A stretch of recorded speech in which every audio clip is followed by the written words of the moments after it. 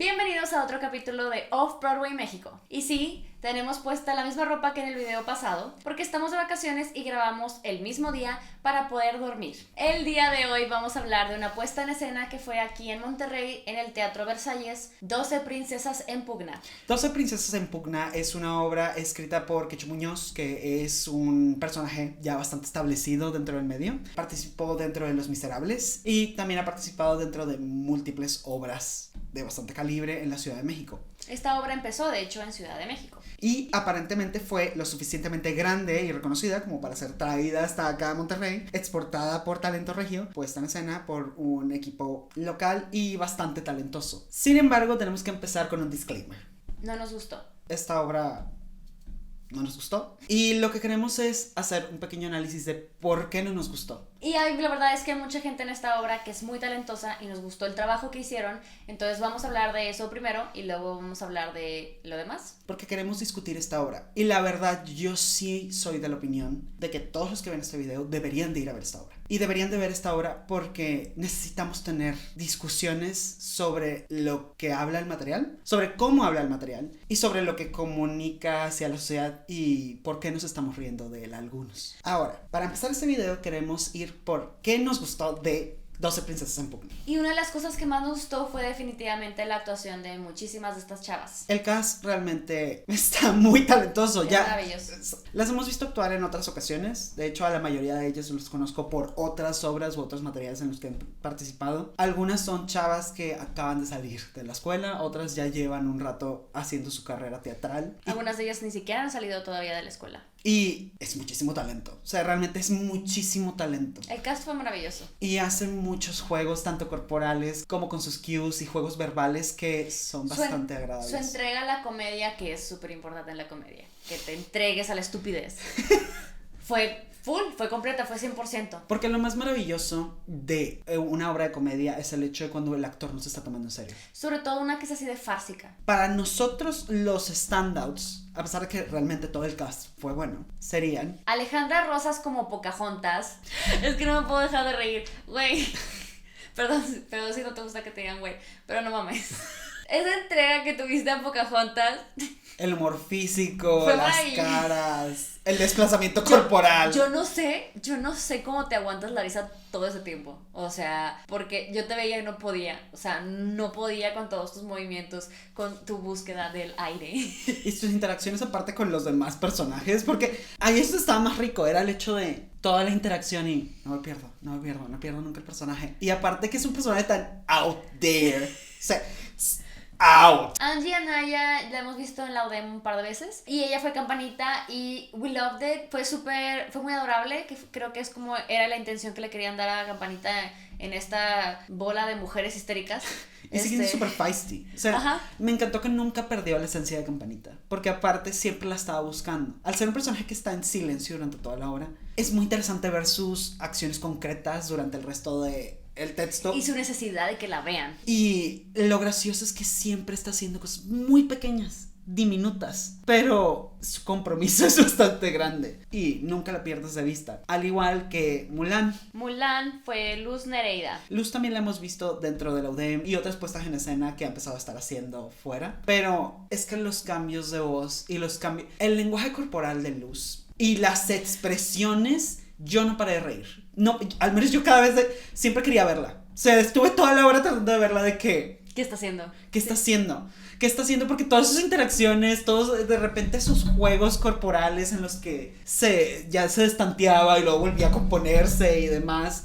Y los cambios de voz eran de una forma tan fluida que ya no se sentía ni ensayado ni solo se sentía de que este es el personaje y ya. It's so much fun. Dani Salinas también fuimos fans. A Dani también ya la hemos visto en varias cosas, pero es que su commitment a hacerle como un simio en los momentos más random era hermoso, oigan. O sea, es que salía tan natural.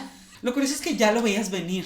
Ajá. Ya lo veías venir, pero Y al mismo tiempo era natural. Y el último para mí sería de que Vanessa Soto, porque realmente sus expresiones, en particular sus expresiones faciales, con acciones concretas, me reía mucho. O sea, cuando la veía pensando o interactuando con las otras princesas en algún momento, era de, ¿qué está haciendo esta loca?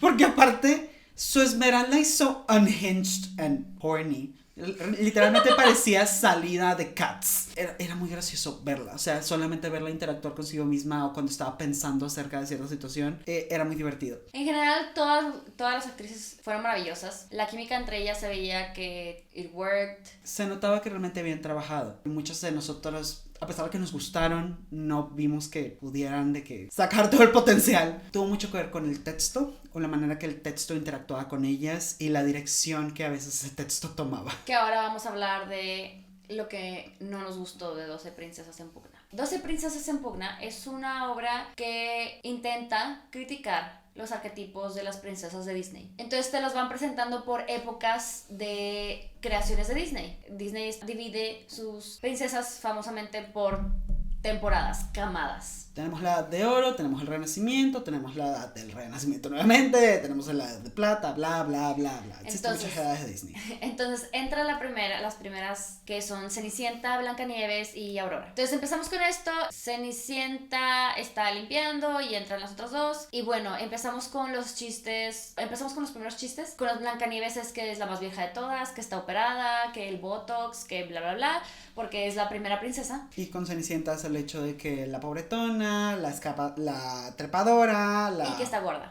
Ese es el chiste de Cenicienta, que está gorda. Y el chiste de Aurora, antes de que pregunten, es que es estúpida. La bendijeron con la belleza, supuestamente la bendijeron con el canto, pero pues... Que es parte del chiste, and it works. Ese chiste está muy bueno. It's amazing. It's actually a great joke, y la verdad es de que... Está... y Malena lo hace súper chistoso.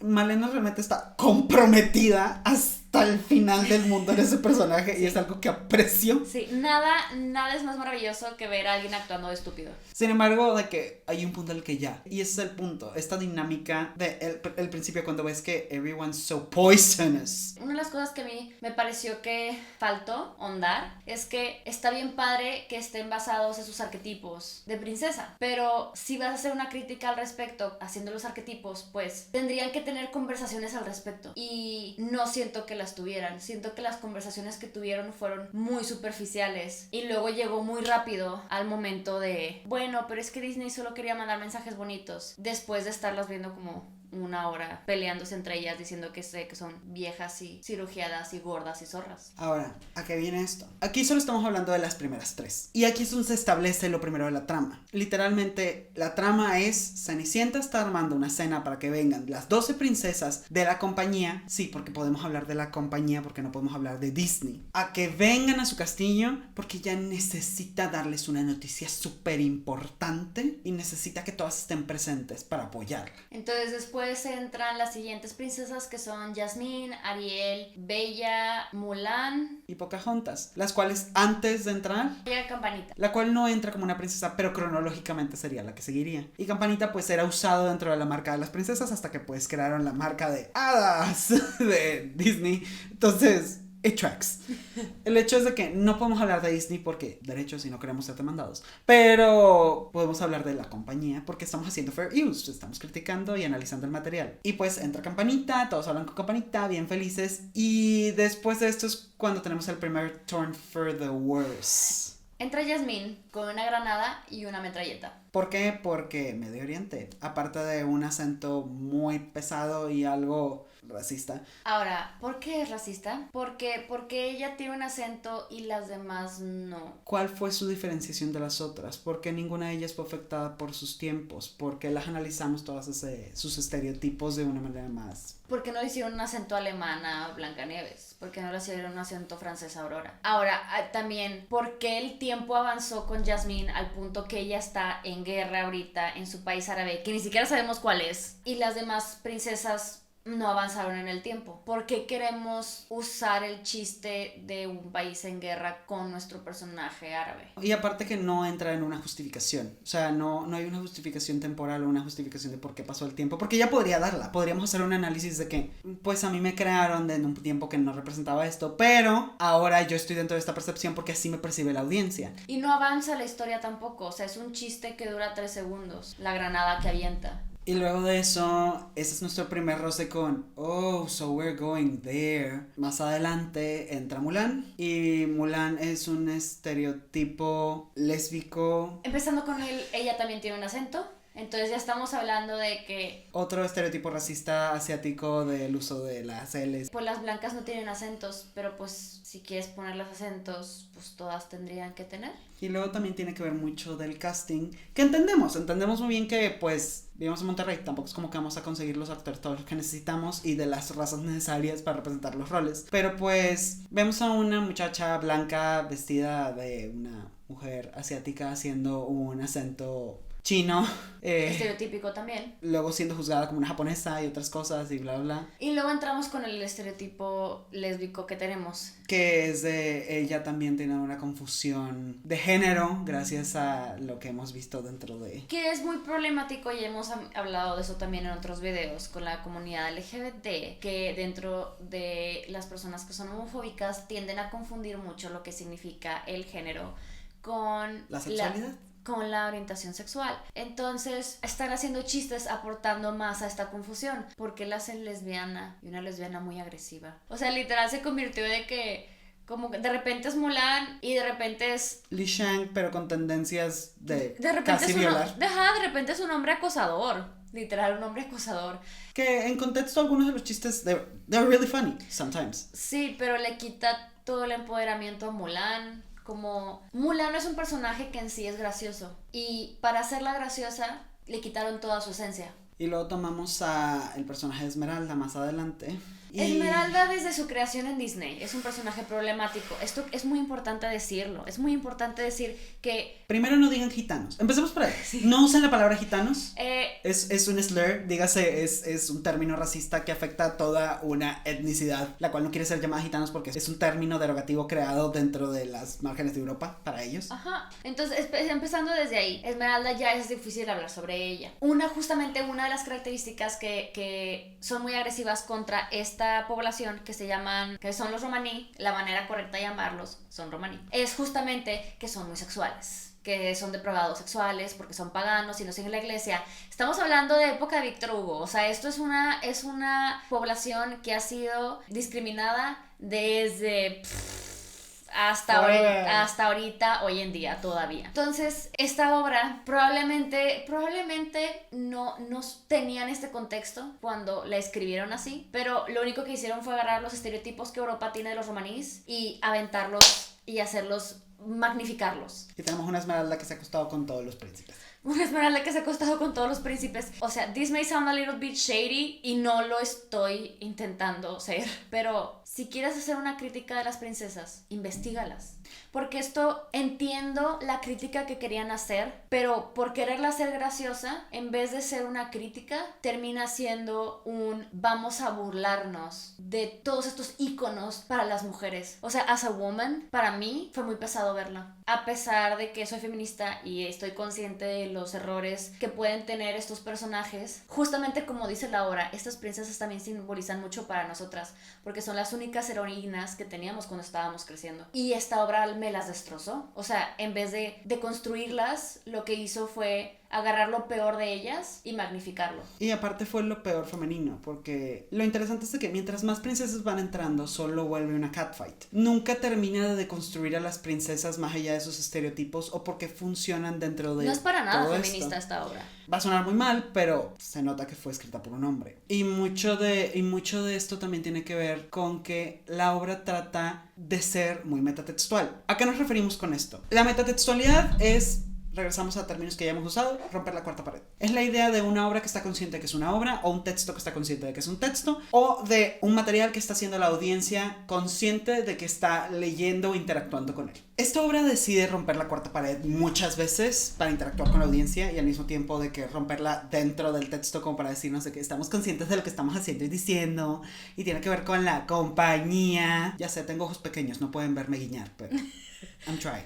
El hecho es que trata de hacer muchos de estos rompimientos de la cuarta pared para criticar el sistema o criticar a las princesas o criticar sus estereotipos, pero realmente no lo hace. Nunca va muy lejos más allá de tomar cierto arquetipo específico que es negativo de toda la audiencia de alguna princesa y tomarlo para llevarlo a la N potencia sin realmente hacer una crítica de por qué las percibimos de esta manera o por qué que nosotros tenemos esa concientización de ellas. Porque mucho de lo que esta obra trata de hacer, y digo trata realmente, es de mostrar por qué las princesas han dejado de ser útiles o porque no son útiles en nuestra vida diaria, pero no lo hace correctamente porque solamente está enfocando en destruirlas y mostrarlas como todos los estereotipos negativos de la femineidad que hemos visto en nuestra vida, sin enfocarse en realmente el tratamiento que le dio Disney a estas princesas. Entonces cuando llega Campanita a decirnos de que, pero al final, tipo, está padre y que todavía no existan porque necesitamos creer en la magia, y es de que, güey, ¿qué magia? Nunca me la mostraste. O sea, porque un análisis, una deconstrucción real de la princesa sería encantada. Es ver por qué el arquetipo de la princesa de Disney, que es amable, que es generosa, que es bondadosa, que siempre está feliz, no funciona en el mundo real como funcionaría en una película de Disney, pero de igual forma nos da esperanza. Porque Giselle en Encantada sí nos da mucha esperanza y nos muestra muchos aspectos de cómo una princesa Disney funciona a pesar de que, pues no funciona. No podemos seguir bajo los mismos estereotipos. Que ella se vuelve su misma heroína. O que ciertas actitudes son ridículas de ella o lo que sea. Y gran parte por lo que creo que no introdujimos a Giselle dentro del material es también porque Giselle pues rompería el punto de la obra. Porque la obra se va por pura low hanging fruit. Toma muchos chistes de base de cómo puedo insultar a las mujeres y cómo puedo tomar un estereotipo de cada una de estas princesas y burlarme de ellas y hacerlas pelear entre ellas por eso. Pero nunca ahonda en qué hizo a la princesa. Incluso con el super problema de Cenicienta, cuando llegamos a por qué las llamo a todas y es para decirles que no tiene dinero, al final no pasa nada. Al final no pasa nada con eso. Y esto nos lleva al problema principal. El problema principal viene en el guión. Cuando hablamos de un autor siempre tiene que pensar en tres cosas. Les voy a leer porque si no luego se me va a olvidar y pues estoy un poco pendejo. Lo lamento, no he dormido en semanas. Eso se llama trabajar. ¿Qué hice? Esa es la primera pregunta. O sea, ¿qué estoy escribiendo? ¿Qué escribí? ¿Por qué lo estoy haciendo? Esa es la segunda pregunta que se tiene que hacer el autor. Y la última es, ¿cómo lo estoy haciendo? ¿Qué representan estas tres preguntas? El primero de ¿qué hice? Es... ¿qué mensaje estoy dando? O sea, todas estas preguntas es, ¿para qué estoy haciendo esto? ¿Qué estoy diciendo? ¿Y cómo se va a percibir? Que esto regresa a lo que Cabe decía de que investiga a las princesas. Es investigar de dónde nacen, cuáles son sus estereotipos, por qué lo estoy diciendo de esta manera. ¿Cuáles son las metáforas y los simbolismos que ellas representan dentro del folclore? No solamente del folclore popular con Disney, sino del folclore original de donde surgieron, de donde Disney las tomó. Y mucho de esto lo notamos que no se percibe dentro de la obra, porque entendemos que no todas las obras tienen que ser alto arte, no todo tiene que ser Sondheim, ni tiene que ser Into the Woods, que está deconstruyendo todos los estereotipos de los cuentos de hadas. Pero sí es necesario que nos preguntemos, ¿por qué de esta manera? ¿por qué estamos haciendo estos chistes? Porque sí nos dan risa. ¿Pero por qué nos dan risa? ¿Y queremos hacer a la gente reír por eso? Y ahí vamos a las preguntas que la audiencia tiene que hacerse al ver esta clase de material. Porque aquí cuando hablamos de representación, la representación es una teoría de cómo percibimos la realidad a través de cualquier material con el que interactuemos. Y cómo eso afecta nuestra interacción con la realidad. Porque sí, todos los medios nos dicen que una mujer es menos que un hombre. Y eso lo ven también de que todos los niños de la infancia, y lo seguimos viendo, es lo que aceptamos. Porque lo vemos como una normalización de ello. Es lo mismo de que porque vemos a tantas personas blancas en la televisión y lo aceptamos como que es el canon de belleza, porque es lo único que nos ha mostrado como personas bellas, porque la mayoría de las veces cuando vemos a alguien de color es o el ballet, o el que está robando, o el narco, o... ¿Ha cambiado? ¿Hemos avanzado en las últimas épocas? Sí, pero sigue siendo el chiste que le hacían a Tiana.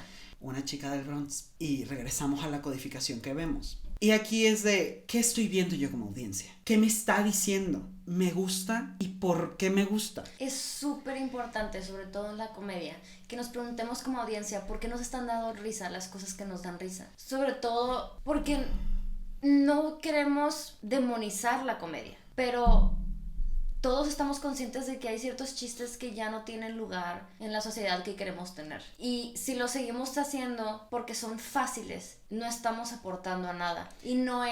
Y esto no tiene nada que ver con alto arte o arte popular o lo que sea. Esto tiene que ver con qué mensaje le estás dando a tu audiencia. Punto. No es más profundo que eso. ¿Y de qué estamos validando? O sea, what do we stand for a la hora de hablar del tema? Eso no significa que no esté hecho mal, porque al final del día lo que está tratando de comunicar la obra es algo muy positivo. Pero no lo comunica. Lo principal de un arco dramático es que se sienta ganado o que tenga una lógica. Y el plot twist de esta obra... Ah, sí. los dos plot twists de esta obra se sienten sacados de la manga y desconectados de el resto de la narrativa, porque al final el plot twist en el cual ellos interactúan con la audiencia y Campanita le dice, rompiendo la cuarta pared, porque las princesas son importantes cada una. Ninguna de ellas representó los valores que Campanita enumera durante toda la obra. El plot twist funciona solamente si asumes que toda la audiencia conoce cada uno de los estereotipos y ya vio las películas originales. Y le gustan las princesas. Si no, ya valió. No funciona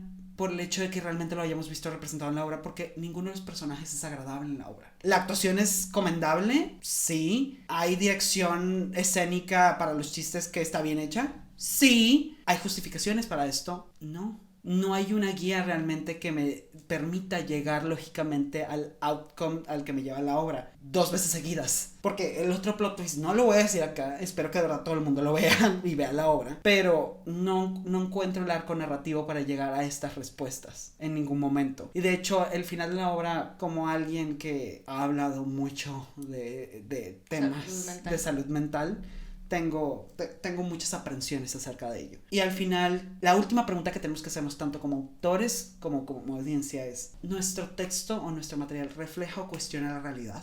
Y si la refleja, ¿por qué la está reflejando? ¿Qué refleja de nosotros que nuestro primer chiste sea que Yasmín es parte del Talibán? O que Mulan es lesbiana, transexual, ambiguo. Es una lencha con confusión de género que aparte tiene aparentemente un desorden disociativo. O que esta Esmeralda es una ninfómana. O que creo que de hecho el estereotipo menos ofensivo es que Jane Porter es de San Pedro. Sí, y tipo no es ofensivo, pero es extraño. Y también tiene un acento ahí medio del cual no hemos hablado, porque Jane realmente, repito, es lo menos ofensivo en la obra. Y no queremos que esto suene a que estemos tratando de demeritar el material o que estamos haciéndolo de menos y todo. De hecho, de verdad creo que vale la pena verlo, porque con verlo tenemos que preguntarnos: ¿esto me está dando risa? ¿Por qué me está dando risa? ¿Y para qué me está dando risa? Es un buen estudio de la comedia en el teatro mexicano. ¿Y dónde estamos como audiencia? Y como autores. Porque creo que nos falta mucho cuestionarnos. Porque si incluso alguien que al menos yo considero, porque sí soy fan de Quecho Muñoz, tenemos estos fallos incluso desde nuestras trincheras aliadas y no nos cuestionamos qué pasa con toda la gente que está fuera de la trinchera, porque se supone que somos aliados, se supone que todos estamos aquí apoyando, y en particular en teatro, que es un medio tan abierto en el cual pues discutimos mucho estos temas de feminismo y homofobia de que muy abiertamente y nos apoyamos constantemente. Es una comunidad muy amable, y si no podemos cuestionarnos nosotros entre nosotros mismos y crecer, ¿cómo esperamos que otros los hagan? De verdad creo que 12 princesas en pugna es una obra que no es tanto que haya salido enojado, porque la verdad disfruté muchos momentos, no puedo negar eso, me reí, la audiencia me vio, me reí. Pero muchas de mis risas también fueron tépidas de estoy muy nervioso porque no sé a dónde está yendo esto. Y creo que mi sentimiento general es que estoy un poco decepcionado, porque conozco muchas de las personas que se apostaron por este proyecto. Y que son personas muy talentosas y disfrutamos de ver en escena. Y la verdad, pues, no vimos la presentación en Ciudad de México, obviamente no sabemos si hubo cambios en la transición o simplemente es it rubs us the wrong way for all the reasons above.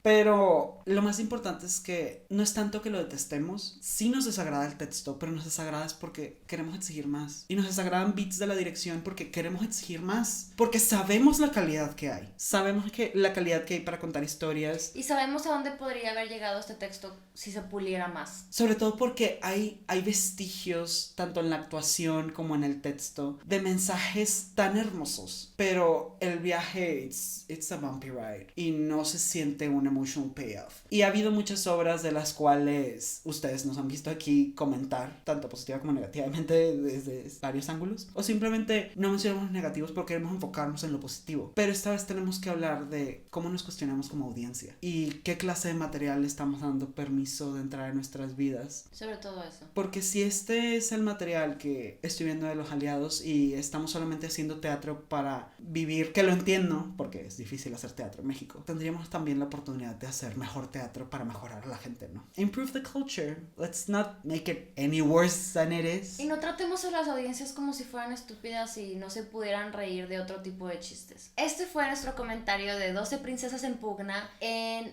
la puesta en escena que tuvieron vieron en Ciudad de Monterrey. Lo vimos en el Teatro Versalles. Fuimos a la función de las 6 de la tarde del domingo 15. Y pues queremos ver sus opiniones. Este fue el capítulo de hoy. Gracias por ver Off-Broadway México y nos vemos la próxima semana con otro video. ¡Ay!